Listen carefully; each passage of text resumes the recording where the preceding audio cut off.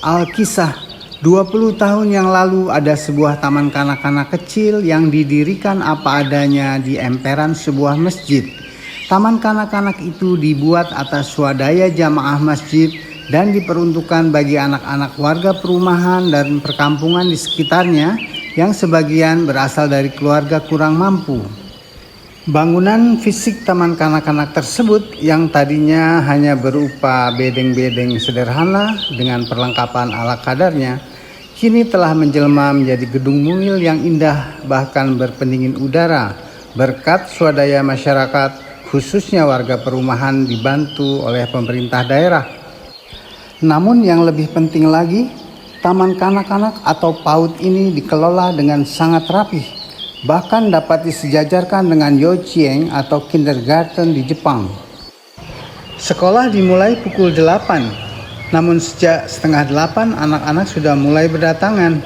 Mereka umumnya diantar dengan sepeda motor, namun ada juga yang menggunakan mobil atau berjalan kaki. Oh iya, di Jepang umumnya anak-anak diantar menggunakan sepeda berboncengan yang disebut mamachari. Memasuki pintu gerbang sekolah, mereka akan disambut oleh guru-guru piket. Disinilah para pengantar akan menyerahkan anak-anak kepada sekolah untuk mendapatkan pengasuhan dan pendidikan tentang tata krama, interaksi dengan orang lain, kerjasama tim atau teamwork, serta berbagai keterampilan yang diperlukan untuk menempuh pendidikan formal kelak. Sebelum memasuki areal sekolah, anak-anak harus melepas sepatu dan meletakkannya di rak sepatu. Masing-masing anak mempunyai tempat menyimpan sepatu sendiri. Di setiap tempat sepatu tertulis nama anak yang bersangkutan dan juga gambar-gambar, sehingga anak yang belum bisa membaca pun akan bisa mengenali tempat sepatunya masing-masing dan tidak tertukar dengan tempat sepatu kawan-kawannya yang lain.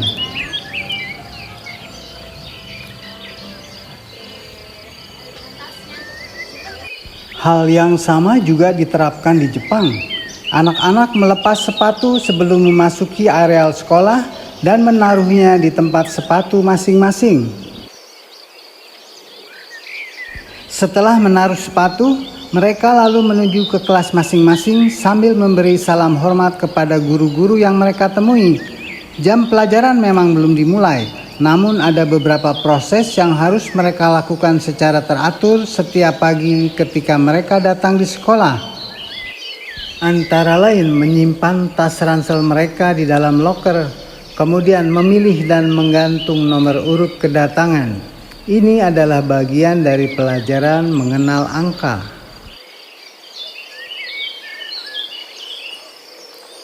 Selanjutnya, setiap siswa akan menuliskan nama panggilannya di whiteboard menggunakan spidol. Bagi anak usia sekitar 4 tahun tentu ini bukan hal yang mudah dikarenakan motorik halus mereka belum sempurna. Namun dengan terus berlatih setiap hari, lambat laun tulisan mereka akan semakin bagus.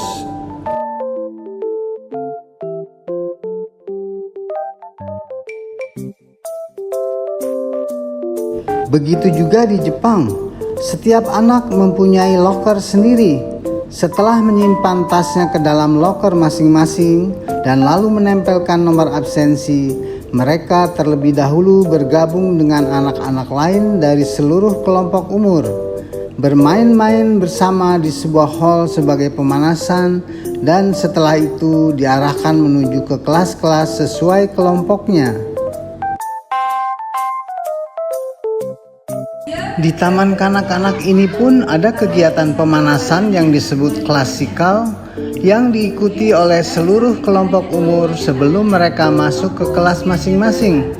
Selain berbaris, menari, dan menyanyi, mereka juga belajar melantunkan doa-doa. Yang paling depan, tangannya cukup lurus saja.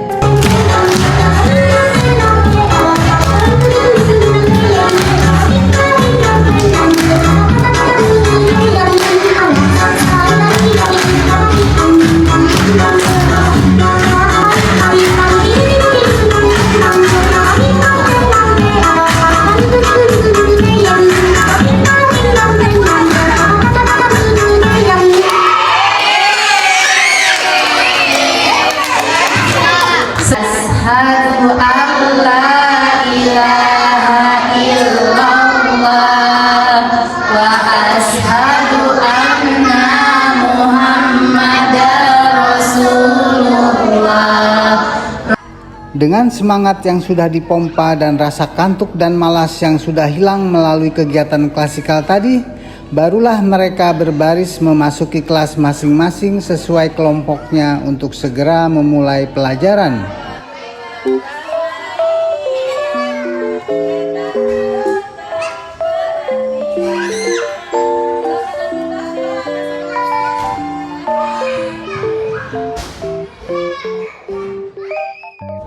Di pintu setiap kelas tertulis nama murid-murid dan guru dari kelas yang bersangkutan.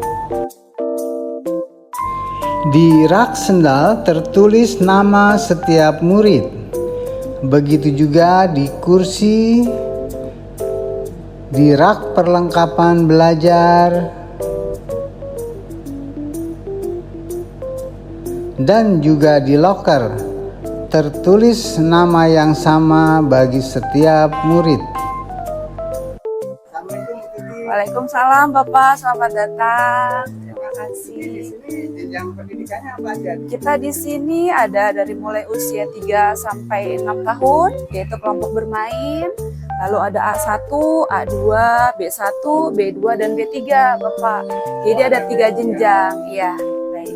Ada kegiatan yang menunjang seperti kegiatan-kegiatan yang mengembangkan bakat dan minat anak-anak. Di antaranya satu ada kegiatan ekskul drum band, kemudian menari, kemudian ada mewarnai, dan kegiatan musik lainnya Pak, seperti itu. Ya. Tersedianya wastafel tempat cuci tangan berukuran kecil sangatlah penting bagi anak-anak yang memang senang bermain-main dengan tangannya. Terlebih lagi bila mereka hendak makan, tangannya harus dicuci bersih dengan sabun terlebih dahulu.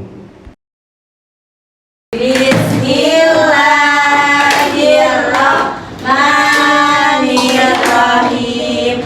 Allahumma barik lana fima razaqtana wa qina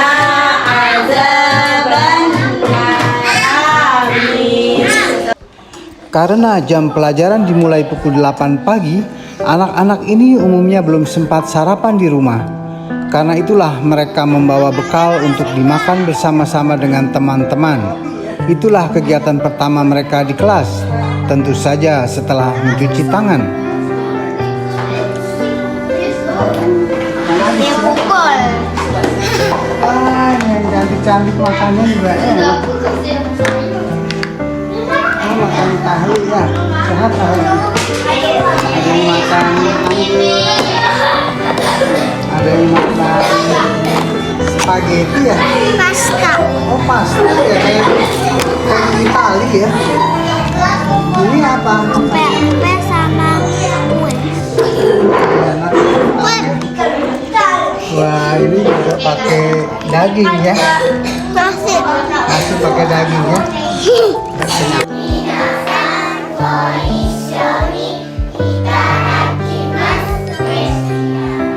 Di Jepang, karena sekolah Yoichieng dimulai pukul 10, maka umumnya mereka sudah sarapan di rumah. Jadi bekalnya adalah untuk makan siang. Namun ada juga sekolah yang menyediakan makan sehingga semua anak menu makanannya sama, termasuk juga makanan bagi para guru. Sekolah-sekolah di Jepang menyediakan kloset-kloset yang ukurannya disesuaikan bagi anak-anak. Ada yang khusus untuk anak laki-laki dan ada yang hanya bagi anak perempuan. Untuk memasuki toilet disediakan alas kaki khusus. Fasilitas yang sama juga tersedia di PAUD kita ini. Alas kaki khusus untuk ke toilet, toilet yang terpisah untuk anak laki-laki dan anak perempuan, serta kloset mungil yang sesuai dengan ukuran anak-anak. Kebersihan toilet di sini juga tidak kalah dengan sekolah-sekolah yang ada di Jepang.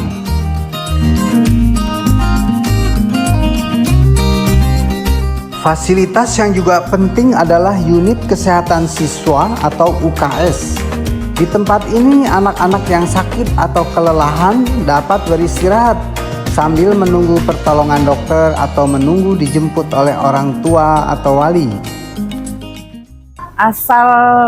Muasalnya berdirinya TK ini sebenarnya dari tahun 2004 yang dikelola hanya dengan ibu-ibu majelis taklim saja.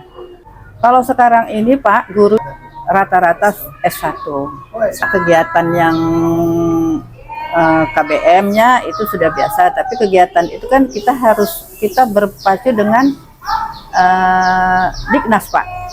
Jadi kurikulum dari Diknas itu yang kita pacu di sini Pak. Jadi seperti manasik haji, porseni itu kan kita mengikuti dari Diknas. Kegiatan ekskul, kegiatan porseni manasik itu udah termasuk di biaya semua. Tapi kalau ada tur, misalnya tur akhir tahun, itu kita emang nggak ngadain. Cuman kalau orang tua muridnya mau ngadain, biaya dari orang tua murid. Sebagaimana layaknya anak-anak, di Jepang pun mereka bermain dengan apa saja benda-benda yang disediakan sekolah. Mulai dari balok-balok sampai dengan lilin mainan yang disebut nendo. Guru PAUD di Jepang umumnya tidak diperkenankan untuk mengajarkan membaca dan menulis huruf dan angka, karena hal itu merupakan tugas orang tua di rumah.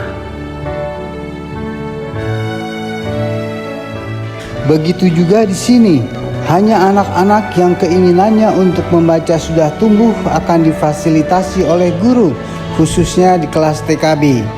Sekedar mengasistensi tugas orang tua di rumah. Sedangkan bagi anak-anak yang lebih senang bermain, disediakan bermacam-macam permainan edukasi.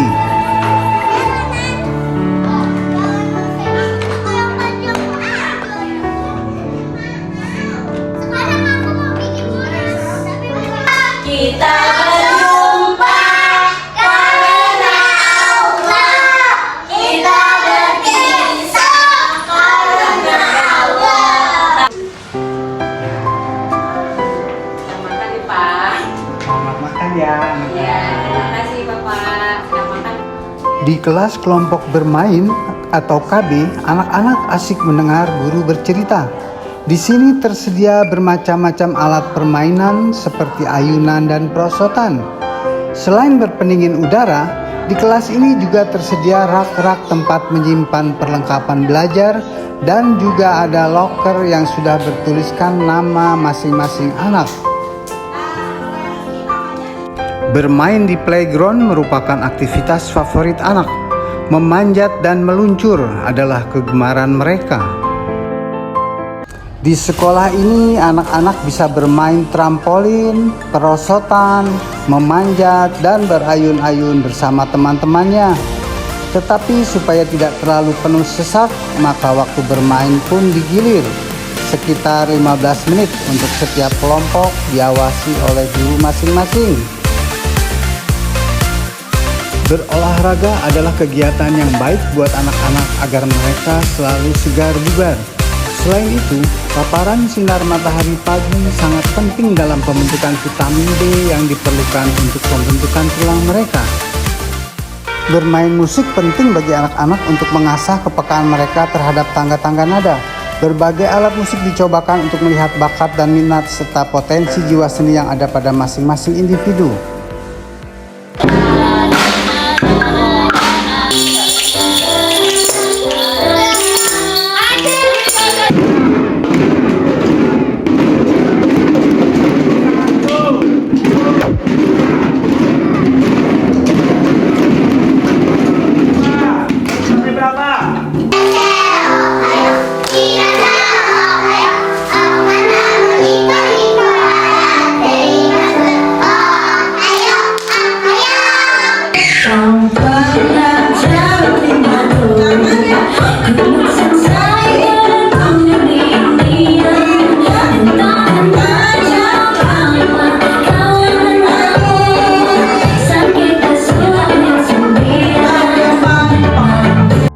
Melukis juga diajarkan untuk menggali bakat-bakat seni yang mungkin terpendam pada diri anak-anak. Mengajarkan cara berkebun atau bercocok tanam kepada anak-anak akan memberikan pemahaman kepada mereka bahwa tanaman adalah makhluk hidup yang tumbuh dari kecil menjadi semakin besar. Dan untuk tumbuh tanaman perlu perawatan, mulai dari menyiram, memupuk, hingga menjaganya dari hama dan penyakit. Dengan mengamati proses terciptanya makanan dan buah-buahan sebagai hasil kerja keras petani melalui waktu yang lama, maka anak-anak akan lebih bisa menghargai dan tidak menyia-nyiakan makanan.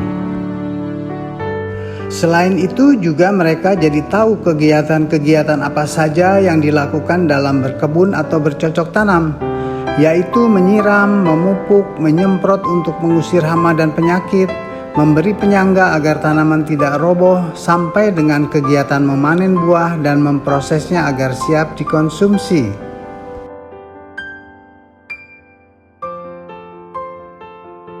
Dewasa ini kebiasaan memilah sampah sudah menjadi gaya hidup masyarakat modern. Hal tersebut mencerminkan kesadaran untuk memelihara lingkungan hidup dan upaya melestarikan alam. Memilah sampah memerlukan keterampilan tersendiri. Anak-anak perlu mulai diajarkan untuk mengenali jenis-jenis benda yang akan dibuang sebagai sampah. Pada tahap awal, mereka diminta untuk membedakan antara sampah plastik dengan sampah kertas atau karton. Setiap hari Kamis, mereka membawa kedua jenis benda tersebut dari rumah untuk dibuang ke dalam tempat-tempat sampah yang sesuai yang telah disediakan di sekolah. Di bawah Yayasan Al-Araf ada TK dan TPQ. Kami menyediakan perpustakaan, ada audio visual, dan ada juga buku-buku. Bawa apa aja cuman? Ini mah bendera disuruh bersihin sama Pak Haji. Nah, koleksi banyak, berikut ensiklopedi anak-anak Islam dan ensiklopedi umum.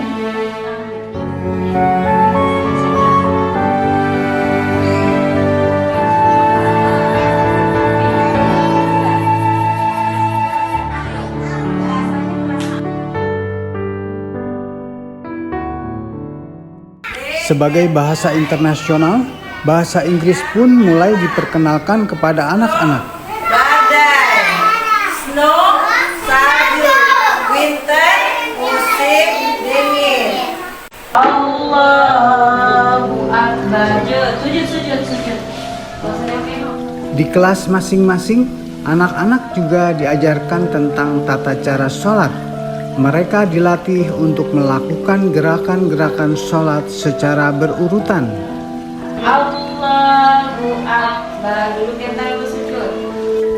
Salah satu kelebihan yang jarang dimiliki oleh taman kanak-kanak lain adalah sekolah ini mempunyai masjid sendiri yang berada persis di sisi kanan bangunan sekolah.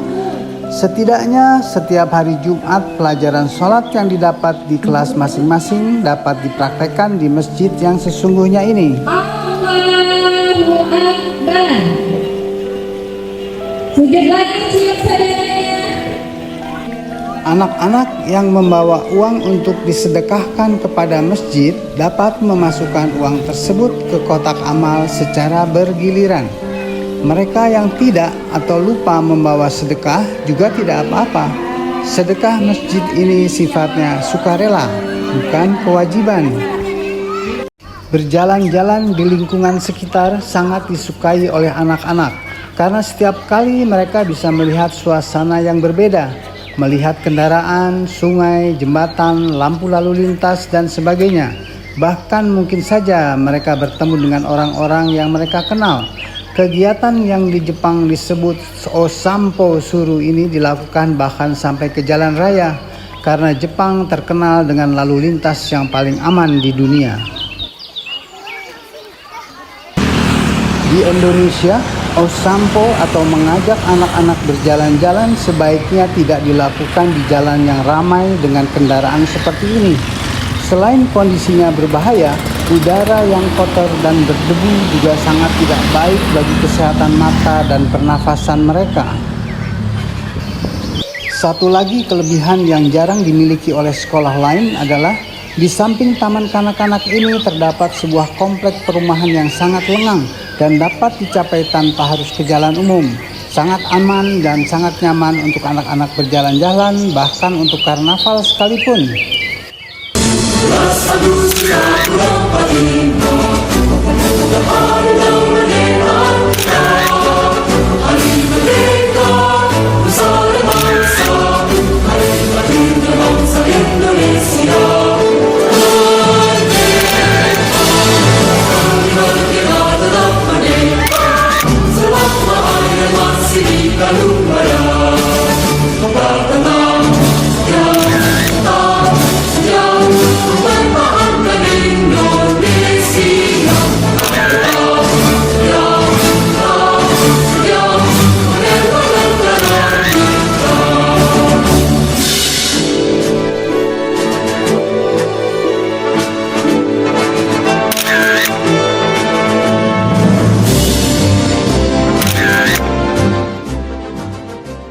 Perjalanan sekolah taman kanak-kanak ini selama 20 tahun telah menorehkan berbagai prestasi, terlihat dari trofi-trofi yang tersusun rapi di lemari-lemari ini. Video ini telah memperlihatkan bahwa meskipun dari aspek fisik atau hardware, bangunan sekolah ini relatif kecil, namun dari aspek people atau brainware dan aspek material atau software, sekolah ini tidak kalah dari PAUD atau Yochien di Jepang. Lebih dari itu, di sekolah ini murid-murid mulai diperkenalkan dengan nilai-nilai Islami dan aplikasinya.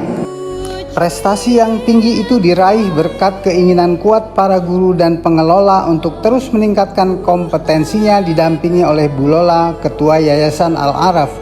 Bu Lola adalah founder Yayasan Green Education yang telah berkecimpung di dunia pendidikan lebih dari 35 tahun dan saat ini masih aktif membina lebih dari 200 sekolah di seluruh Indonesia. Pukul 11 murid-murid TKA mulai bersiap-siap untuk pulang. Sementara mereka memakai sepatu, guru-guru piket akan memastikan dulu bahwa penjemput mereka sudah datang. Setelah itu barulah mereka boleh keluar dari gerbang sekolah. Itu pun guru piket masih akan memantau sampai mereka benar-benar bertemu dengan penjemputnya masing-masing. Adapun murid-murid TKB akan pulang pukul 11.30. Karena itu area di tempat anak-anak memakai sepatu ini tidak terlalu penuh sesak. Sedangkan murid-murid kelompok bermain sudah pulang sejak jam 10. Sebagai perbandingan, jam sekolah Yochien atau PAUD di Jepang adalah mulai pukul 10 sampai dengan 14.50. Demikianlah kami telah berbagi pengalaman dan informasi. Semoga bermanfaat dan menjadi inspirasi. Terima kasih, sampai jumpa.